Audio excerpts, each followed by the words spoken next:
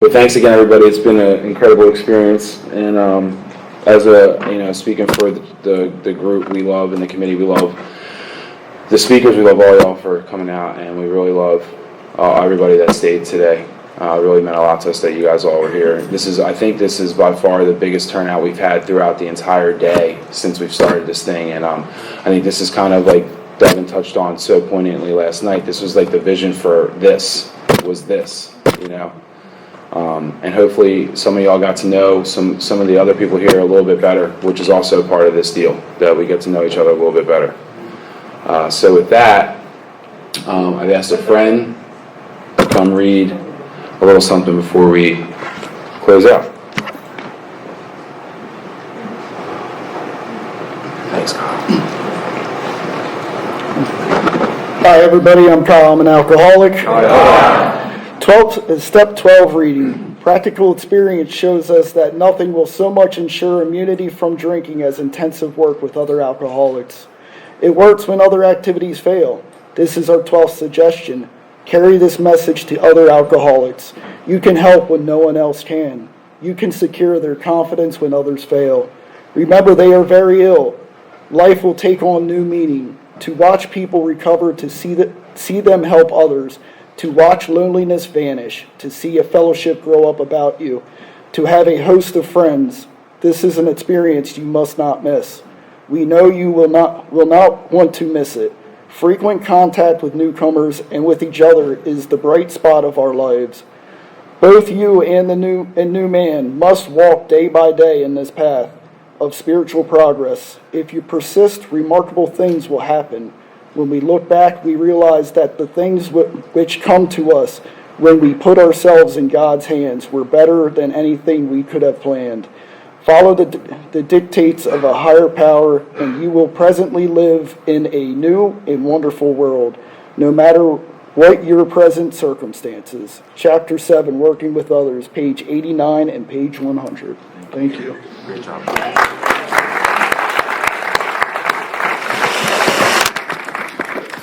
All right, and with that, I want to introduce our last speaker.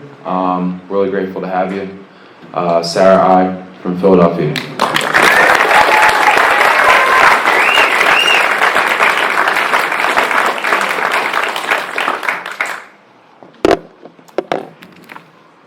Hi, I'm Sarah. I'm an alcoholic. I have to just start off here I don't know how to follow that. I have no idea how I can stand up here tonight and follow the truth that I heard today, the beauty that I heard, all of this transformation just laid out there in front of me, and the power of what this program does for the lives of people, who come in here completely and utterly broken, and how it lifts us out of these scrap heaps that we come from and sets us off on this new path. I don't know how to get up here and talk to you about how much I love this program, but also how painful and how difficult a spiritual path can be. After listening to so much joy that was spoken today, that, so much gratitude, and I have that gratitude so sincerely and so deeply. Thank you, Teddy, and everyone who worked on this amazing, beautiful event. The reading beforehand, this frequent, contact with newcomers and each other, this has become the bright spot of my life. I walk in this room last night, and for the past 2 weeks, I have been in this place where I have felt so utterly alone and separate. This place that I can get to because I have a mind that lies to me, a mind that tells me since the time I was a little girl that I don't belong, even in a place where everyone is just like me. And this is just the ego's way of trying to separate me from you and separate me from God. And I will believe it. I will believe that lie. I will believe that I have nothing to offer as I get up here and talk tonight, that I don't have an experience that has value, that I can't be helpful and I can't be useful to anyone else, simply because there's an area of my life that isn't going my way, that there are people in my life that I feel, apart from right now, and that I have a hurt and a wound that I can't really go near, and there's nothing I can do anything about it other than lean more deeply into God and more deeply into this program and to you guys. And that's a difficult place to be, to get up here and talk about that truth, the truth about having had this spiritual awakening.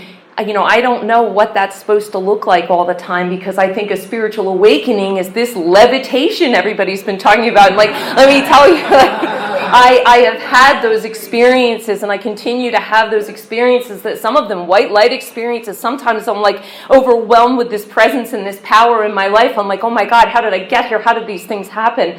Like, I can feel it. I know, like, I have absolute evidence and proof that a God exists. I know that. But, there are times where I go through these valleys, these dark nights of the soul, where it feels, I was saying to my sponsor on the way up here, I was saying, first off, I called and I said, well, I have to do a talk on step 12, practicing these principles in all our affairs, right? And 2 weeks ago, for a 24-hour period, I couldn't find a spiritual principle, to save my life. There was this 24-hour period where something happened within my family that was so brutally painful, and I kept doing the same thing over and over again, going to these people that I love dearly and wanting them to acknowledge my hurt, wanting them to acknowledge my pain, going to them instead of the true and actual source that I should have been going to for my worth and validation. And they couldn't give it to me, and they still can't. They still can't. They're human powers. They're just like me. Like, they, like ourselves, might, be spiritually sick. And I kept doing that, and I kept doing that, and I'm coming here, and I'm driving here to give this talk, and she's like, that's the message. Like, that's the message, that you're going to talk about the truth. That practicing these principles in all our affairs can be really difficult, and the spiritual journey can be extremely difficult. And the awakening part can be really painful and uncomfortable. Like, I'm sitting in a place, and I know a lot of people. One of the first things I came in last night, of course, Devin killed it, as always, and he's talking about, like, a vision for you. Like, maybe the vision should be watch, and I'll get into, like, why watching is so important. We continue to watch, because that's all I've been doing for 2 weeks. It's like, watch as these insane thoughts come into my mind. Like, what you should do? You should call your sister, try emailing her, do this. All these ways my ego wants to get in there and manage and drive this situation. And what I'm doing is the uncomfortable thing is I'm not. I'm watching, and I'm sitting still, and it hurts. And it's painful.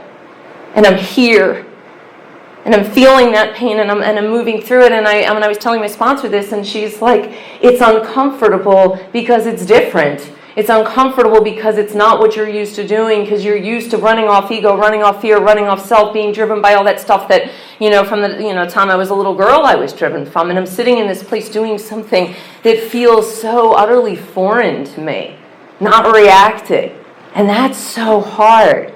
So I get, we talk about, like, having had a spiritual, that's the first part of this beautiful step. Having had a spiritual awakening is the result of this, the result of these steps. Well, how do I have that awakening?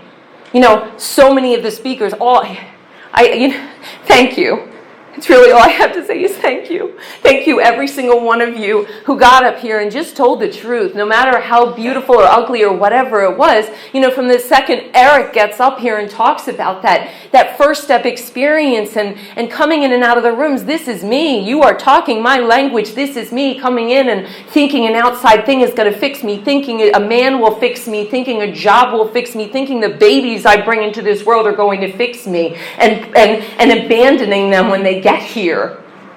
That's what happens. And Eric tells this beautiful story of his child. Like, I love these children. I love these human powers that are around me. They are not great enough to separate me from this thing, this power that is alcohol.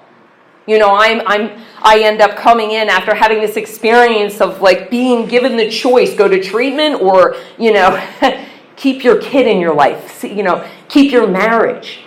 And in the moment, like, I want to do everything in my power to stay and keep my children in my life. And I think that when I make the decision, I think to pick up that drink instead of keep my family intact, I think I have the power to do that.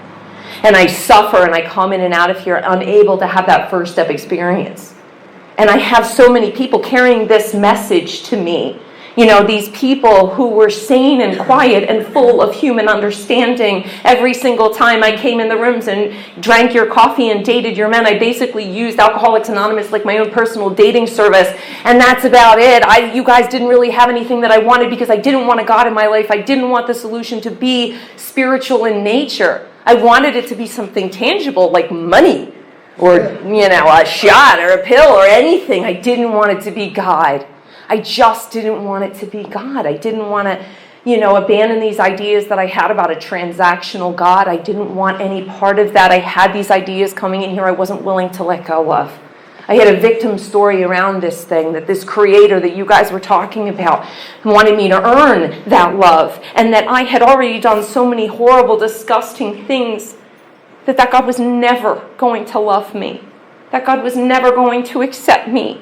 So how could I have a relationship with a power that wanted nothing to do with me? How could I have a relationship with a power when I abandoned my children?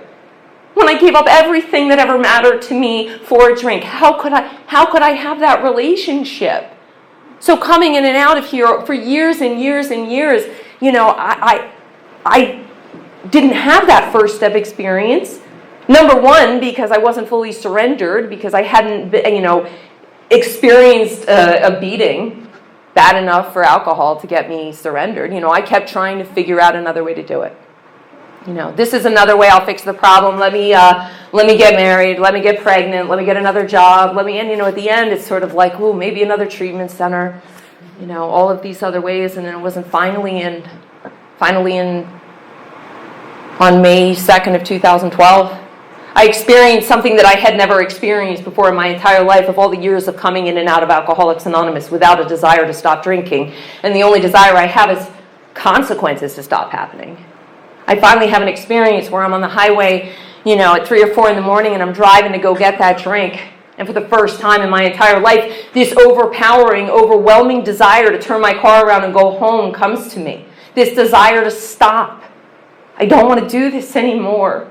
I want to be a mom. I want to be a sister. I want to be a friend. I don't want to do this anymore. And the outside at that point hadn't looked that bad. Listen, I had a bunch of runs where the consequences were so horrible, like the felonies and the homelessness and all the other garbage that comes with this stuff. But this run, it wasn't that bad.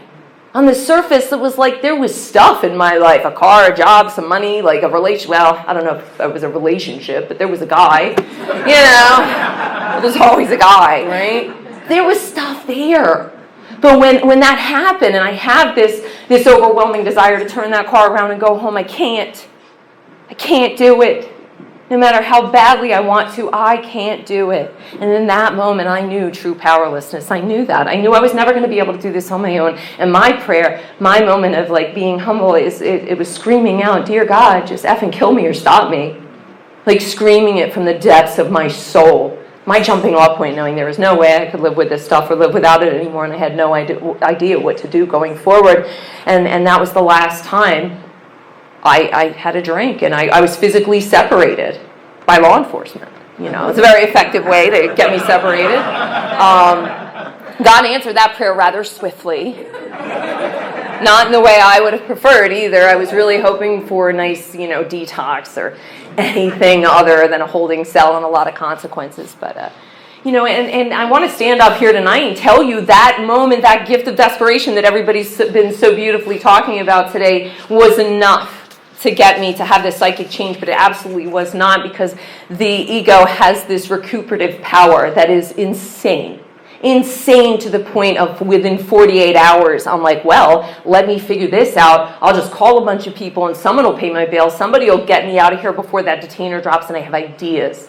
This is how I will fix this, because this isn't the deal I had with this power, right? That's how quickly I'll forget how broken I was, and how quickly I will abandon this idea that I need this power, that Sarah's going to figure this out again for the 900th time. No matter how many times I failed at it, the idea comes back. I got this. I got this. And thank God there were powers greater than myself all around me, especially, prison has a lot of powers greater than myself going around. Those guards, those walls, those judges, they're all a power, a force greater than myself that were keeping me keeping me away from me.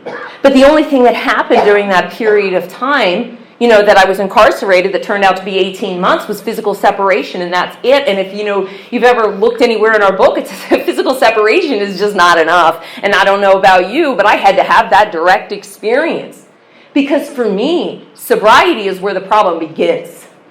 For so many years, I thought that it was alcohol that was the problem. I'm not saying alcohol is not a problem. It's a pretty big problem once I put it in my body. Like, the second I put anything in me, like it's already been told so many times more eloquently than I could say, I'm off to the races. It's going to dictate everything I do and everything I don't do. That's what alcohol does. But once it's out of me, the problem is so much bigger.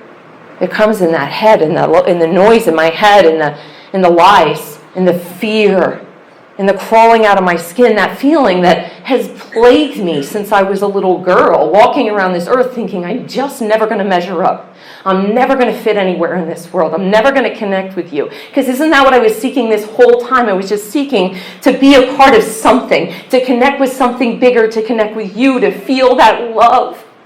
To feel that love that Nicoletta just talked so beautifully about. I couldn't feel it. That was so foreign to me. I just felt cut off from this thing.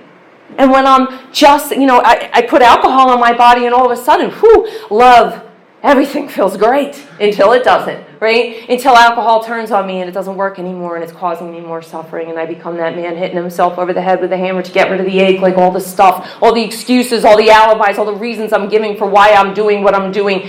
I'm just me beating up me and creating more problems.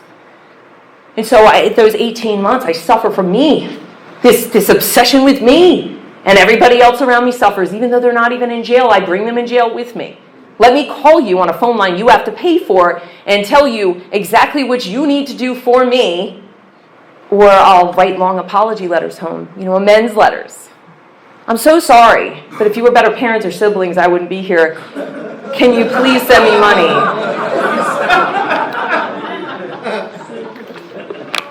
And then I'm shocked when people, when I get to my 9th step, everyone's like, ooh, are you sure we want to hear this? But no, that's what it looks like. That's what it looks like. I don't have power. Not only do I don't have this power to stop drinking. I don't have power over alcohol, but I also don't have power over thinking. I don't have power over this insanity in my head. I don't have power over being driven by 100 forms of fear, self-delusion, self-pity, self-seeking. This is my default setting. In fact, this is how I wake up in the morning every day if I don't do some of this work. I will wake up in this default mode of being driven by this stuff. And I didn't know that was the problem. I thought if you just took the stuff away from me, I was going to be just fine. And I got worse. And by the time I got out, after 18 months, what happens is I'm curled up in the ball, in the fetal position on the floor of a recovery house bathroom, crying out to a power all over again.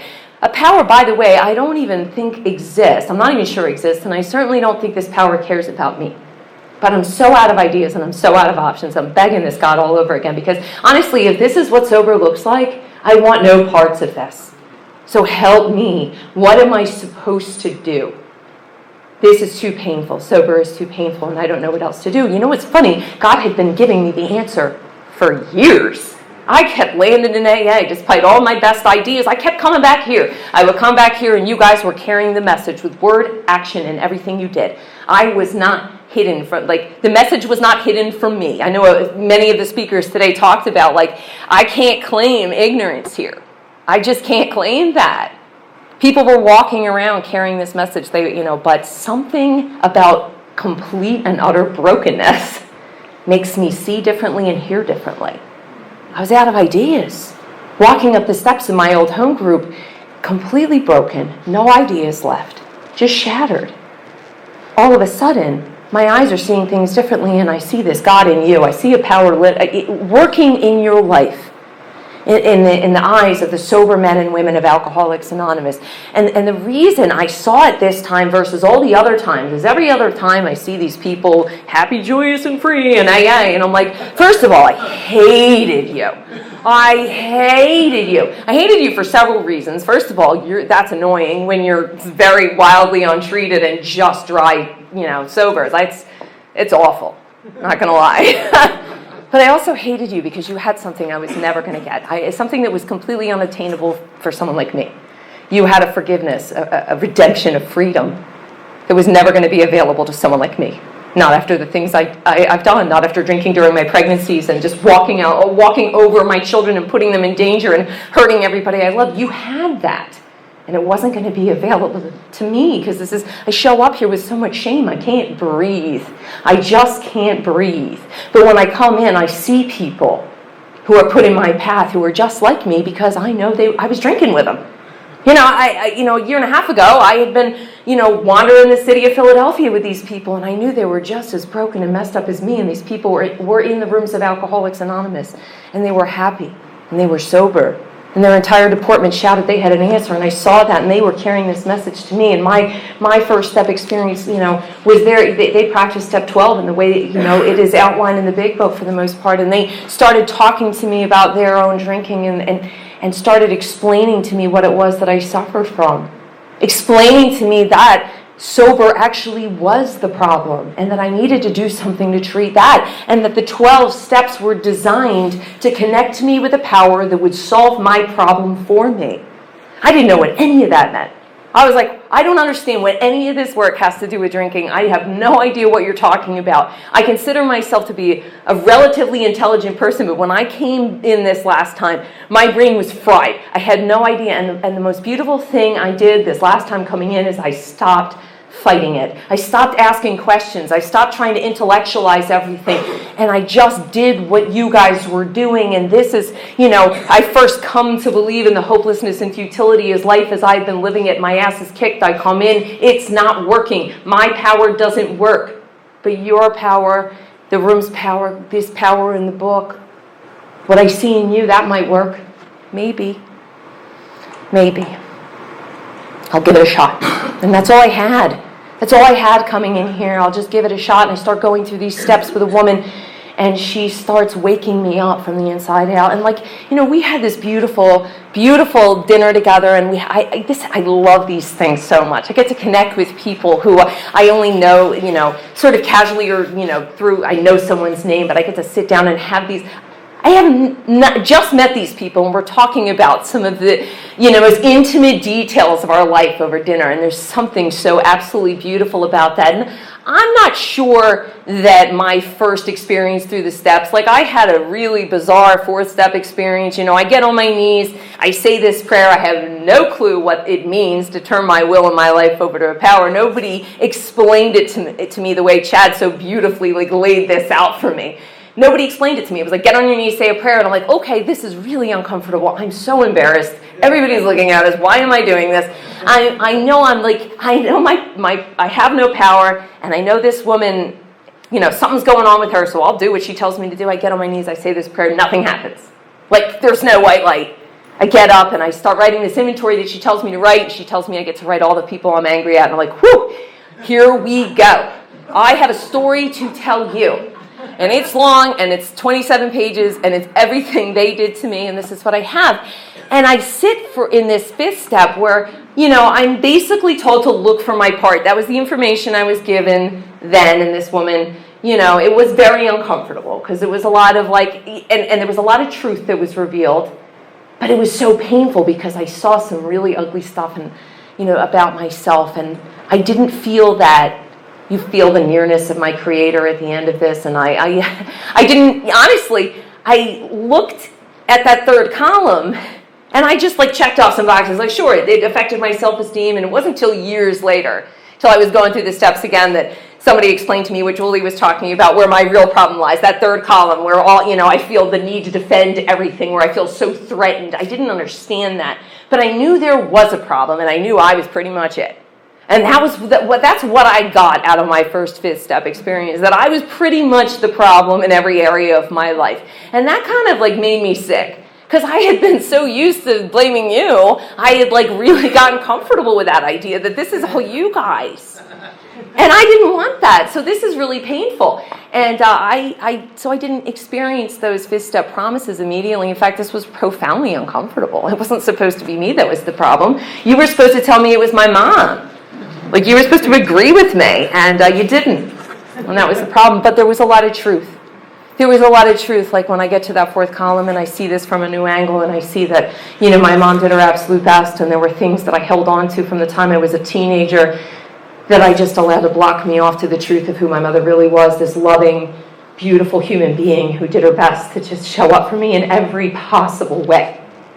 Like, that's what I started to see. And, unfortunately for me, that led to a lot more shame. And I already came in with a lot of that. But the beautiful part of that, of me experiencing that additional shame, because now I see it in black and white. I can't deny the ugliness of this. I can't deny the ugly truth. I see it. It's written.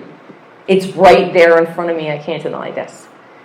And I have to do something about it. So I had this 6th and 7th experience where, it asks us in step 6, which, Jack kind of hit that out of the park, so I don't really want to touch much of that. There's no point. But in my first experience with step 6, it's like, well, this is all horrible stuff. And I'm having consequences from absolutely everything that I'm doing, so why would I want to hold on to any of it? I'm a burglar, I'm a thief, I'm a, terrible mother. Like, all of it's disgusting. Take it. I'm not clinging to any of this. At 11 years sober, it's a different story.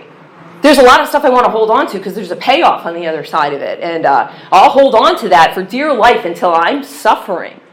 Pry it out of my cold dead hands kind of thing. Like, you're not getting this from me. And then I'm like back on my knees, surrendered because I'm suffering again, from this self-imposed crisis. But coming in, I'm broken. You take it. God, remove it. Take everything root and branch. I don't want it. I don't want it. I don't want it. And it leads me to go out into the world and clean up attempt to clean away the debris that had accumulated out of my effort to live on self-will and run the show myself. I couldn't believe they didn't even mention alcohol in that step.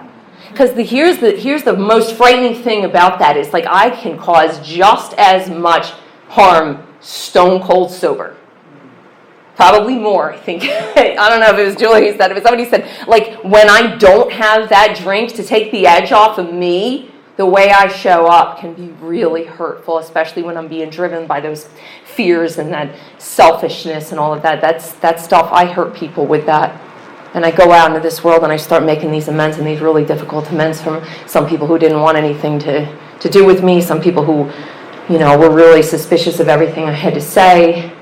But some people knew something different was going on. I remember reaching out to my mother, and I can't tell you how many times I had apologized to this woman, right? Apologized. But it was always the I'm sorry, but, I'm sorry, but, I'm sorry, but. When I reached out to my mother and I started to make this approach and I started just saying I was wrong, she started listening. There was something going on. There was a power at work in my life. And at that moment, I really just thought the power was my sponsor, right? I thought the power was you guys. But God was working through all of these people. Like, I was experiencing God through the work that you guys were passing along to me, and I was just doing what I was told to do. And I was, I show up, and my mom, responded to me differently than she had ever responded before. And, when I asked her, is there anything I've left out? And, at that time, she didn't say anything. We've since had conversations where she's openly shared with me what my drinking did. And I think that's beautiful because my mother now feels safe enough to tell me that. She's not afraid I'm going to run out the door or run away from the truth because she's seen the power of this program in my life. But in that moment, she doesn't really say anything, and I ask her what I can do to make this right. Is there anything I can do to make this right? And my mother tells me, you need to be a living example of recovery for your little brother. And this is where practicing these principles in all my affairs started.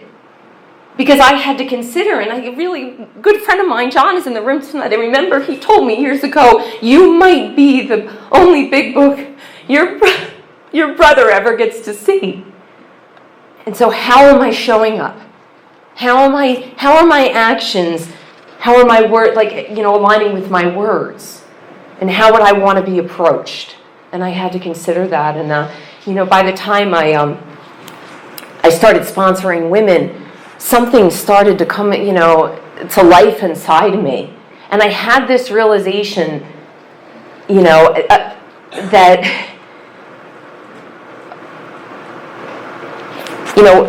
these promises were talked about, right? And I would hear these promises coming in the rooms over and over again. You're going to know a new freedom and you're going to know a new happiness.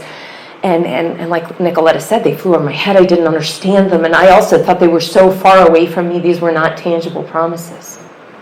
And I started to experience them. And one of the most powerful promises I did experience is no matter how far down the scale we have gone, we will see how our experience can benefit others. And I realized what God had done by, when I sat with that first woman, I was terrified, by the way. I remember being absolutely terrified, like I'm going to break her, I'm going to kill her. Because my sponsor's like, I went through the work very quickly, and she was like, you need to get out there and you need to start carrying this message to other women. I'm like, what? Like, I have nothing to offer. I live in a sober living house. I'm working at a cleaning job. I have nothing on the outside. She's like, you had an experience. Just do what we did and open the book, read the book, and share your experience with this woman and do what we did. And I'm sitting with this woman, and all of a sudden I start having these experiences where I realized that all this disgusting, vile stuff that I showed up here with, this stuff that I was so ashamed of, that I thought I would carry in my grave, that I thought I could never be forgiven for, never be redeemed for. This stuff was completely transformed and now has been made. These are my most useful tools here in Alcoholics Anonymous. When women come to me and they say, I drank my whole pregnancy, I abandoned my children, I cheated on my husband, I don't look at them in judgment. I can look at them with absolute love and say, me too. I understand that. And I have this experience where I'm lit on fire for Alcoholics Anonymous, and I feel this connection that I have been missing my entire life, this love that I've been seeking my entire life, this language of the heart. And I run around Alcoholics Anonymous, and I start picking up sponsees left and right, and there's a power here, and I experienced that power. I absolutely did. But I think for a while I started hiding out in the rooms of Alcoholics Anonymous, and I started relying on this 12th step. And, it does say a much more important demonstration of these principles can be better seen in our respective homes, occupations, and affairs. And life around me, became difficult, and there were things that I had to show up for and practice principles through these things that there was no way I could do these on my own power without you guys and without God in my life. I remember getting a phone call from my mother, coming up on 4 years sober, that my oldest sister had died. And, what happened is this power started, that had already been working through my life, showed up in a way that I couldn't even begin to describe to you. Because what I think about God is, I think this spirituality thing is supposed to be, beautiful retreats and sunsets and music and flowers. That's what I think this spiritual thing is supposed to look like. The spiritual walk is supposed to look like that. And instead, one of the most spiritual things I've ever experienced in my entire life, right, was standing in the room with my parents when they saw their daughter in the casket for the first time, and having the strength to be able to walk up and comfort my mother and hold her while she's doubled over in pain in the worst moment of her life, and being present in that moment, not running, not hiding, not trying to escape it, not trying to make it about me, making it about her. That, for me, was God. That was spirituality. This was the awakening that I came here for.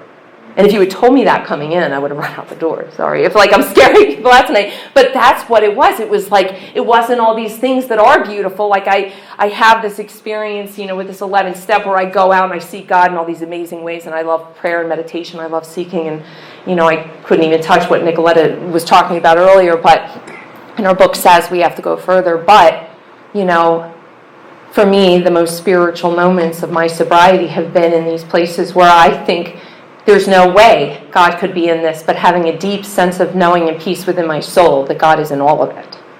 And it's not a knowledge that comes from here. It is a knowledge that comes from my heart. It is a peace that passes all understanding that I can't explain, and it's something like you would have to experience, knowing that it will be okay, even though it isn't what I want. It isn't what I want. So I have this experience, and my sister's dead, and I'm broken. And the pain is too much. So I run around Alcoholics Anonymous, and I start picking up more sponsees. And I start running to service. And my feet keep moving. And I was taught early on, and thank God for this, because it says it right in the opening of this, nothing so much ensures immunity from a drink than intense work with other alcoholics. It works when all other activities fail, right? So this thing, it saved me. I am not knocking this. I ran around Alcoholics Anonymous with my cape on, and I'm like, I will save you all. Right? And I have this experience too where I'm running around and I'm abandoning every principle that is written so beautifully in chapter 7, which is basically like we're not arguing with people, we're not hitting people over the head, we are not talking down to you from a moral and spiritual hilltop. Done them all. I could check off every single box. Going into meetings, I'm passive-aggressively cross-sharing like, well, that's not what the book says. You know, I'm doing that fun stuff, and I am not this representative of Alcoholics Anonymous that I want to be. Or when a woman comes to me and brings me, my ego starts taking over this beautiful gift that I've been given. And here's how I know the difference. When it's coming from a place of me and it's coming from a place of God. When it starts to come from a place of me, this is what it looks like. That one woman who's always calling me about the boyfriend, my phone rings and I look and I'm like, oh, her again, right? It's all of that stuff. There's no love. It's all duty. I have to do this. I have to do this. The connection is lost. You know, I could sit there all day and anybody can memorize this book. You read it enough, you could probably memorize it. It's not that hard. Put enough work into that. But where is this really coming from? Is it coming from my heart? Am I listening to this woman with my heart? And am I responding from that place? Or am I listening to respond and trying to fix her? Or am I trying to give advice? Oh, dear God, if I give you advice, please run. Please, I'm begging you. No, I do all this stuff wrong. I make all these mistakes. And then after time passes, the outside of my life gets really nice. Really nice. You guys help me be employable. God help me show up. I get to some stuff. And then very slowly, all these principles start falling by the wayside, and I'm doing steps 1 and steps 12. That's two-stepping. If you've ever read the 12 and 12, and after a while, it works until it doesn't work. And I'll tell you when it stopped working. I don't know if anybody remembers March of 2020. I think everybody might have a little PTSD from that. I'll never say I'm grateful for the pandemic that destroyed a lot of lives, but I will tell you I'm grateful for the experience of having every human power that I had come to rely on, every God that I had built around me ripped out from under me. And I'm stuck with me all over again, and I had stopped practicing these principles, and it was a mess. I was hurting people sober. My ego had taken over this beautiful spiritual gift that I had been given. It had taken it over.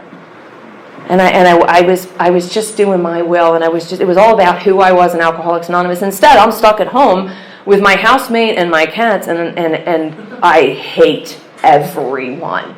And this is so uncomfortable. And I hated Zoom meetings, and I hated all this. And I'm literally arguing with my friend George over here, like we're both in the home group together. And I'm like, you're not practicing the traditions. Just insane stuff. And this is what happens, right? And I'm still sponsoring the world, thinking I'm saving Alcoholics Anonymous, but this is not coming from a place of love anymore. It's coming from a place of Sarah, and that's a dangerous place. So I have this moment of grace.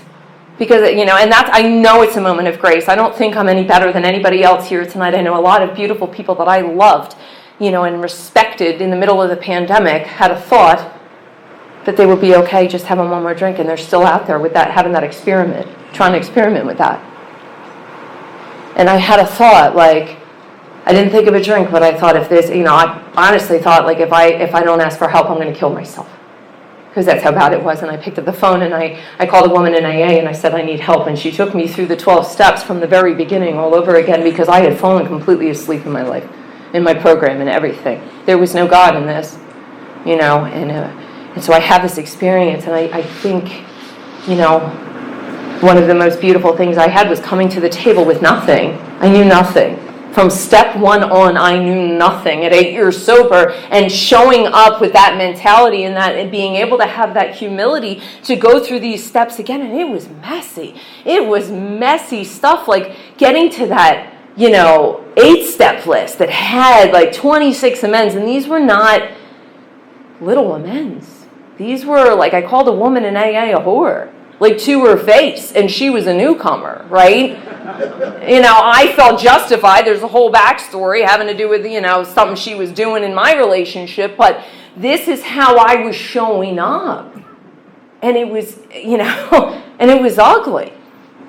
And so I have this humility to, like, God gives me this humility. And I think, honestly, the brokenness, that gift of desperation returned sober. And I had the willingness to go through this work and the willingness to make these extremely difficult amends and walk through the other side of that, a free woman. And, like, when I say a free woman, like, I just was lit up. And what I realized is I stumble on these steps 10 and 11, which, by the way, I'd had an experience with them on, well, I had a sponsor who showed me where they were in the book. I had a prayer meditative life, and I had been reading some books. I thought I was, okay in that area. But what I didn't realize that I wasn't practicing these principles as they are outlined. I was not continuing to watch for selfishness, resentment, dishonesty, and fear. And I know this has been a big theme. I think so many speakers have gotten up here and touched upon this. And the reason I want to talk about step 10 is because this, for me, is what I need to practice these principles in all my affairs. Step 10 is basically taking a big chunk of these steps, combining them, and bringing, like, how do I infuse these principles into my daily life? How am I doing that? Well, I need to continue to watch first, and when these crop up, because they're going to. And thank God every speaker talks about it all, the last 2 days, because I came into AA for years and I heard people get up here and they're like, I have been living in a state of bliss since I got sober in 1982, and I'm like, I'm in the wrong fellowship, okay? Something is wrong with me, because that's not my experience, because I'm still getting angry and I'm still selfish and I'm still these things.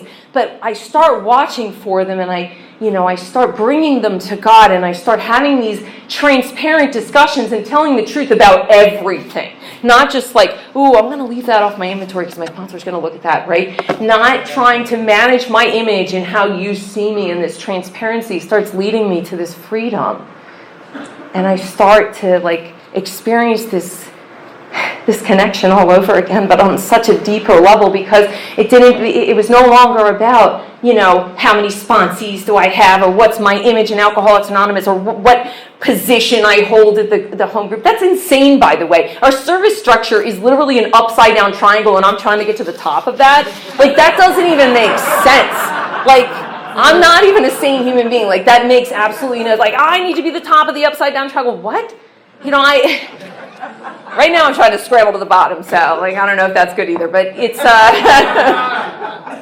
but this is what was happening, and I fall in love with Alcoholics Anonymous all over again, and I fall in love with you guys, and I have these experiences, and I almost can't even put words to them, and I do hope, if you've been sitting here all this weekend, like, if you haven't had these experiences, something anybody said this weekend inspires you to, like, pick up this book and get with somebody, because not only has this work, like, this program, like, saved my life. Like, it's given me these incredible gifts that I couldn't even imagine. And some of these gifts, like, I say this all the time, a lot of the gifts I get here don't look like gifts at all, but they're the things I hold most dear to my heart.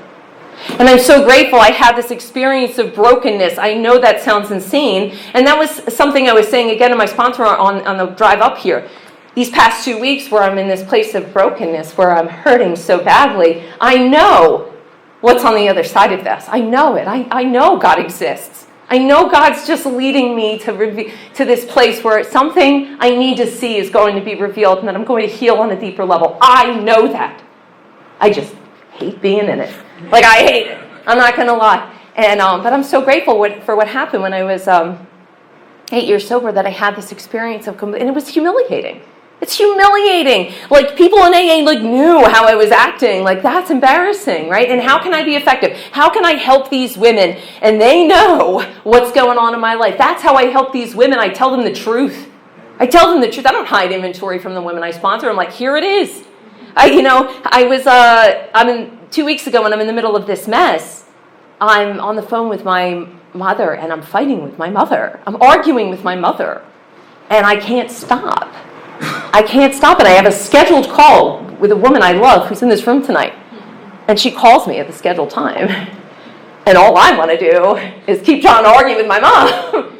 But AA showed up, and, like, this power just intervenes. Like, it was already set in motion. God already lined this up. I know that. And I answer the phone, and all I can do is weep. That's all I can do is sob.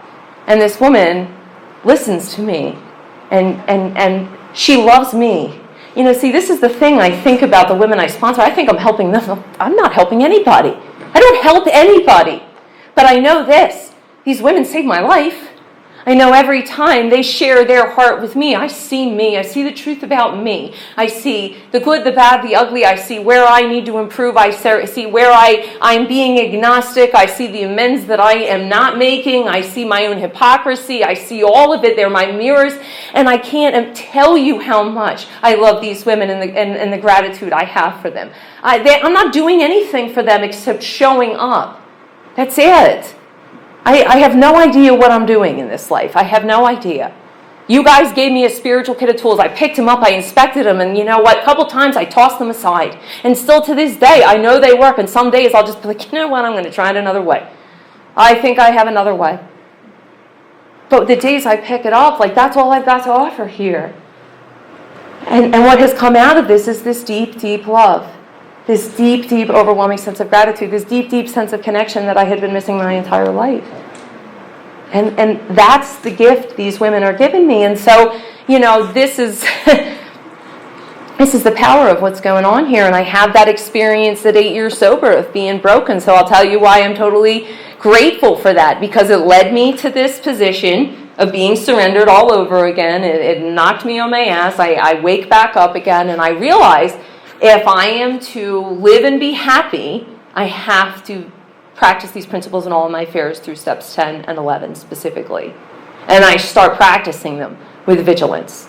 And I start, doing these steps like my life depends on it, because it does. It is a life or death errand just as much at 11 years sober as it was at 11 days sober. It is the same. My life depends on this work. And thank God I had this experience, because a little over a year ago, I was on the phone with my little brother, this brother who I was tasked with being a living example of recovery to.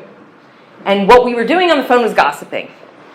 We were talking about my other brother's marriage. It had nothing to do with us. And we disagreed on what they should do with their marriage. I can't even begin to tell you how stupid this conversation was. And, we just sort of went back and forth, and finally my little brother said to me, well, why don't you tell me how you really feel? I said, well, okay. And then that stage character, Miss Alcoholics Anonymous, pops right in the seat, and there she is. And, I show up in the kindest, calmest, most condescending way you could possibly imagine. I say, well, Benjamin, I think it's time for you to start taking accountability. And I think it's time for you to stop blaming mom and dad for your problems. Well, my brother didn't like that. He flipped out. He cursed at me.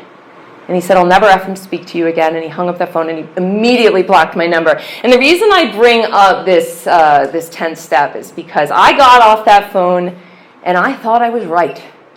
I didn't do anything wrong. He's the one who yelled at me. Like, all I did was give him some sound, loving advice. He asked for the truth. I gave it to him. But here's the thing. When I sit still for a couple minutes and I watch, something's wrong. This doesn't feel right. Not within my soul, not within my heart. That still small voice is telling me, this isn't okay. This is not the relationship you're supposed to have with your brother. So I do what the book says. I pray, I call my sponsor, and I'm on the phone with her for an hour because I'm struggling. My ego is not letting me get to the other side of this, get to the truth of this, and the truth that we got to together, because I need a sponsor. Not only do I need to sponsor women who saved my life, I need a sponsor to help me see me, because I can't. And what she helped me see was that I was afraid. I was afraid that my little brother was going to die. And I would have done anything or said anything to keep him here. And so what happened was, she tells me at the end of this call, you need to set this matter straight. You need to make this right.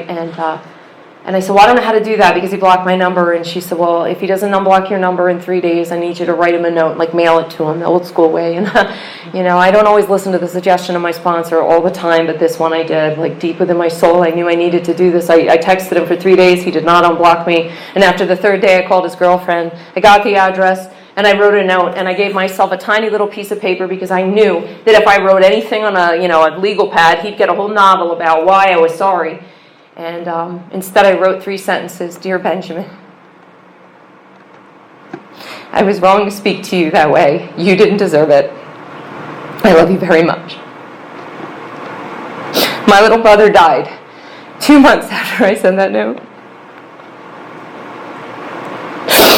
And on the morning after he died, I was on the phone with his girlfriend for 2 hours, and she told me that he read that note. He read that note, and his reaction was the way he reacted to everything. He's like, "Wow, I'm just going to keep her blocked to make her sweat it out a little bit." Like, that's just who he was. And in that moment, what I knew was the truth. The truth was that up until my brother took his last breath, he knew that I loved him, no matter what. And what I know deep within my soul is that up until he took his last breath, my brother loved me. And you guys gave that to me. Alcoholics Anonymous gave that to me. Because how I show up is the inability to admit I'm wrong. See, this is the thing AA gives me. Practicing these principles in all my affairs gives me. It makes loving my little brother more important than being right. And the gifts I get are being able to carrying my baby brother's ashes to his funeral and stand up and give a eulogy and get to be there and try to help my parents through this horrific grief, the loss of a second child, and do my best to show up. And I don't know, I remember, 2 weeks after he died, being on the phone with my mother, and I asked my mom, do you remember what you asked me to do when I made amends? And she said, yes. And I said, well, do you think I failed? And I didn't know at the time that I was on speakerphone. My mom loves to do that to me. And my dad's in the background. And they both shouted out emphatically, no. And my dad said, absolutely not. And then my dad said, in fact, everybody was shocked that he didn't get this after witnessing your transformation. And so this is what, I show up to Alcoholics Anonymous, I wake up, I have this experience, I do my best to carry this message to alcoholics who want to hear it, right? Not to people who don't. That's the hard part to get. That's the hard part to understand. The thing I will never understand. I don't get to choose who my life bears witness to. I don't get to choose who I carry this message to. I wanted to carry it to my brother and I couldn't. But, what I do get to do is come into Alcoholics Anonymous and stand up here completely broken, in pain, and tell the truth. And, also share the hope that I know that no matter how much pain I am, I'm safe and protected by a power greater than myself, that I have a loving Creator in my life that will carry me through absolutely everything. That the outside of my life will never be perfect. There are things that will never be fully intact, but that's not what this is about. It doesn't have anything to do with the outside. I have a son I haven't seen in 18 years. I lost custody of my son when he was 6 years old. Lost him. Didn't even say lost him. I gave him away, right? I walked away from my son, and when I was going through my steps again, I was taught to reach out and through a letter, and I've made these approaches and I've made these attempts, and his father, his stepmother, they don't want to hear it. My son, who's an adult now, he doesn't want to hear it, no matter how many letters, cards, no matter how much consistency I show, no matter how many ways I try to show up, and even not asking for anything. He doesn't want anything to do with me. He doesn't want anything to do with me. And see, what I think coming into Alcoholics Anonymous, what my belief is when I first arrive here, is that my outsides have to be okay for me to be okay inside. That I have to fix all this stuff out here, then I'll be okay inside. And that's not the truth, right? The truth was, this is an inside-out job. When I'm okay in here, even the broken things, even the things that are not corrected on the outside, even the losses, even the pain, even the losing my beautiful siblings, and even not having my little boy in my life, I can find peace, I can find joy, I can find purpose, I can find love, I can find connection, I can find, just freedom here. It says that, we have to burn the idea into the consciousness of everyone that we can get well regardless of anything, right? We get well regardless of whether we get the stuff back, whether we get the children back, whether people we love die. We can get well. And what it means is when I'm well from the inside out, I don't need a drink anymore. The 12 steps produce this a beautiful effect. I used to say they produce the same effect as alcohol, but it's so much better. Because I'm here and I'm present and I'm a part of life and I can feel it and I don't run anymore. The life beyond my wildest dreams that I was seeking wasn't, the car and the job and the house and all that outside stuff. It was being a part of this thing called life, no matter how painful, no matter how frightening. I got to be a part of it and be present for it and be in it. I ran from everything and I don't run anymore. And I have a power that carries me through everything. And all I have to do is trust God, clean house, and help others. And you can do that too and experience the exact same thing. I love you all. That's all I have. Thanks.